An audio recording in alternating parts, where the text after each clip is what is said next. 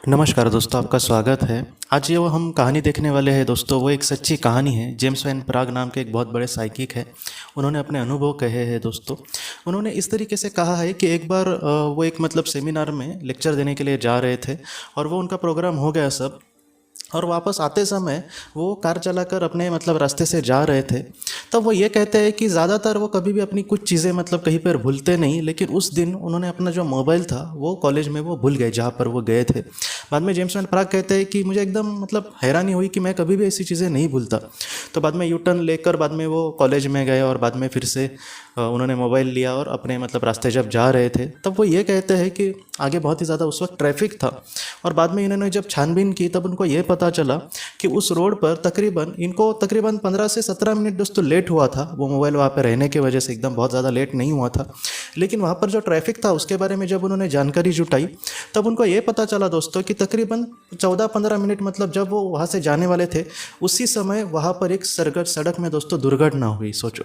और doctor James van प्राग जी हमसे ये कहते हैं कि ये सारी चीज़ें शायद इस वजह से हुई होगी। मैं उस वक्त कभी भी कुछ चीज़ें भूलता नहीं, मुझे सारी चीज़ें याद होती है, लेकिन मेरे मन को इस तरीके से उस वक्त बहकाया गया था कि मैं वो सारी चीज़ें भूल गया और फिर से मुझे वहाँ पर जाना पड़ा।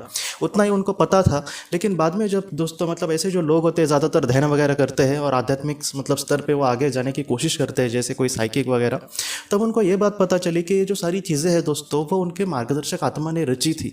वो वहाँ पर मोबाइल का भूलना, बाद में फिर से रिटर्न जाना, ये सारी चीज़ें उस वक्त उनके मार्गदर्शक आत्मा ने की थी। क्यों? क्योंकि उनकी वो दुर्घटना से कहीं ना कहीं बच जाए। तो इस तरीके से डॉक्टर जेम्स वैन प्राग जी हमसे ये कहते हैं कि हमारे जीवन में इत्तेफाक जैसी कोई भी बात नहीं होती। अगर कुछ बात होनी है तो वो घट ही जाएगी, और अगर नहीं होनी है तो वो वहाँ पर होएगी ही नहीं। तो इस तरीके से ऐसी जो बातें होती है दोस्तों कहीं ना कहीं हमें यही सिखाती है कि कभी कभी मैंने आपके भी सामने बहुत सारे केसेस कहे हैं कि जहाँ पर किसी का अगर बचना हो तो वो इस दुनिया से जाएगा ही नहीं, कुछ ना कुछ होगा और वो ज़रूर बच जाएगा। लेकिन किसी का जाना तय है तो कुछ ना कुछ इत्तेफाक या फिर कुछ तो हो जाएगा, छोटी सी चीज़, और वो इस दुनिया से चला जाता है। लेकिन ऐसे वक्त में भी दोस्तों अगर हमारा जाना तय नहीं है और सामने कोई बहुत बड़ी दुर्घटना होनी है या फिर कुछ बड़ा संकट आने वाला है, तो हमारे करीबी आत्मा या फिर हमारी मार्गदर्शक आत्मा या फिर उच्च बली आत्मा उसको रोकने की बहुत बार कोशिश करते हैं दोस्तों। ये बात कहीं ना कहीं ये कहानी हमें सिखाती है दोस्तों।